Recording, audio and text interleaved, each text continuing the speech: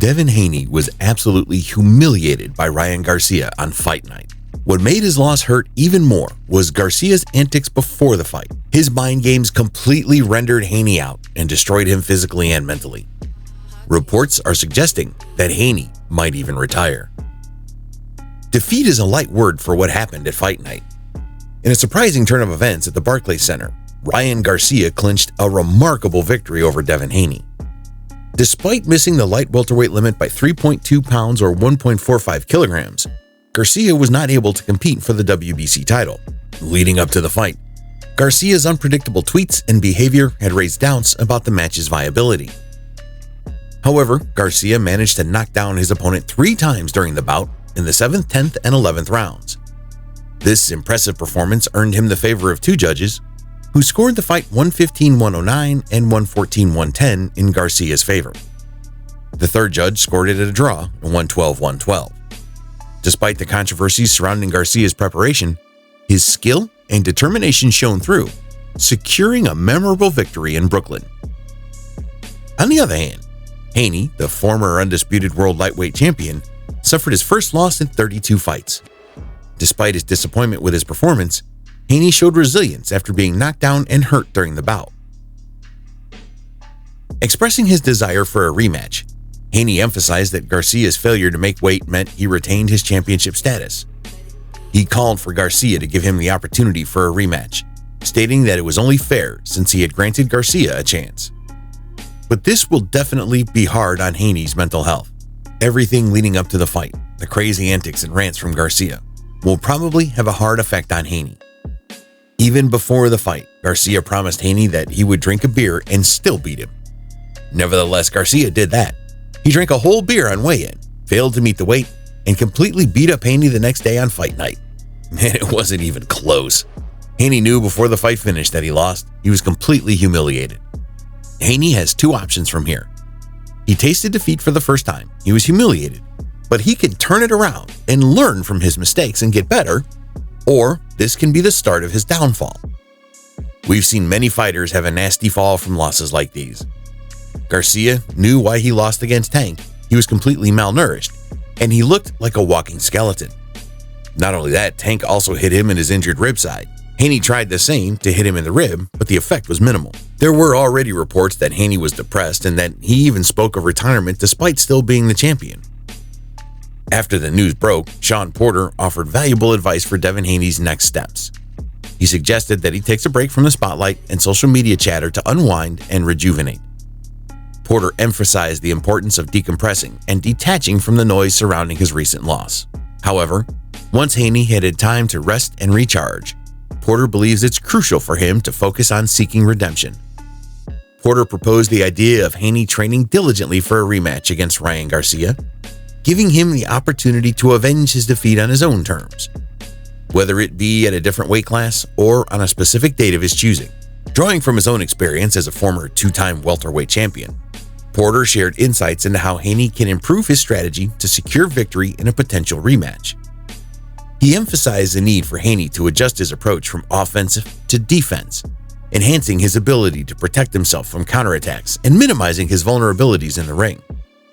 Recognizing the magnitude of the opportunity, Porter emphasized the significance of Haney's chance to turn the tables and defeat Garcia in their second encounter. But it seems it didn't matter much to Haney because he celebrated still having the belt. While the rematch between Garcia and Haney may not happen immediately, considering Garcia's call-out of Isaac Pitbull Cruz and the desires of fans for other potential matchups, Porter underscored the importance of Haney remaining focused and determined to pursue his path to redemption, whether against Garcia or other notable opponents like Gervonta Tank Davis, Terrence Crawford, or Shakur Stevenson. Meanwhile, Garcia seemed to confirm that he had made a significant bet on himself to defeat Devin Haney. On Instagram, Garcia shared screenshots indicating a $2 million wager he placed on the fight, which resulted in a $12 million payout. Emphasizing the importance of self-belief, Garcia encouraged others to bet on themselves, highlighting the financial success he achieved alongside his victory. Despite being considered the underdog, Garcia's triumph was unexpected, especially considering his struggles leading up to the event. His failure to make weight, coupled with unconventional behavior such as drinking from a beer bottle at weigh-in, contributed to his outsider status. This deviation from norms resulted in financial penalties for Garcia, costing him $1.5 million due to the weight discrepancy. In response to Garcia's actions, Haney expressed frustration and referred to him as a fucking clown. Haney's exasperation with Garcia's behavior was evident, but he remained focused on the upcoming fight, dismissing Garcia's antics as irrelevant to the outcome in the ring. Given Garcia's successful bet, speculation arose about whether his unconventional behavior was a deliberate strategy to enhance his underdog status. Despite the distractions, Garcia displayed remarkable focus and determination once inside the ring. He dominated the fight, knocking down the previously unbeaten Haney 3 times and landing significantly more power punches according to CompuBox statistics. We've previously mentioned that Ryan might consider Pitbull Cruz as his next opponent. And after securing the victory, Ryan Garcia's team wasted no time in mapping out their next steps under the guidance of his father, Henry Garcia.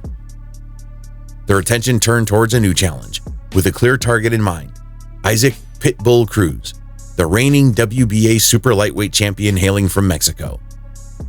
Expressing their eagerness to face formidable opponents, Henry Garcia confidently declared their intent to pursue a matchup with Cruz. He assured that they were fully prepared and willing to take on the challenge, demonstrating Ryan's readiness to step into the ring against top-tier competition. He is currently the most talked-about boxer in the world, and rightfully so if I might add. During his Haney fight, Ryan Garcia showcased his impressive power, sending Haney to the canvas 3 times and securing a victory that tarnished Haney's previously unbeaten record, while bolstering Garcia's own record to 25 wins with 20 knockouts. Looking ahead, Garcia has expressed his intention to venture into the welterweight division, signaling a new chapter in his career. Despite this, his team remains eager to take on challenges in the super lightweight division, including a potential matchup with Isaac Pitbull Cruz, who recently showcased his dominance with a technical knockout victory over Rolando Raleigh Romero. Although Garcia has faced challenges in making the 140-pound limit, his father, Henry Garcia, believes that a showdown with Cruz would be captivating. However, he acknowledged that 140 pounds may no longer be Garcia's natural weight class, suggesting that Ryan could potentially excel in higher weight divisions, such as 147 or even 154 pounds, where he could face opponents like Sebastian Fundora.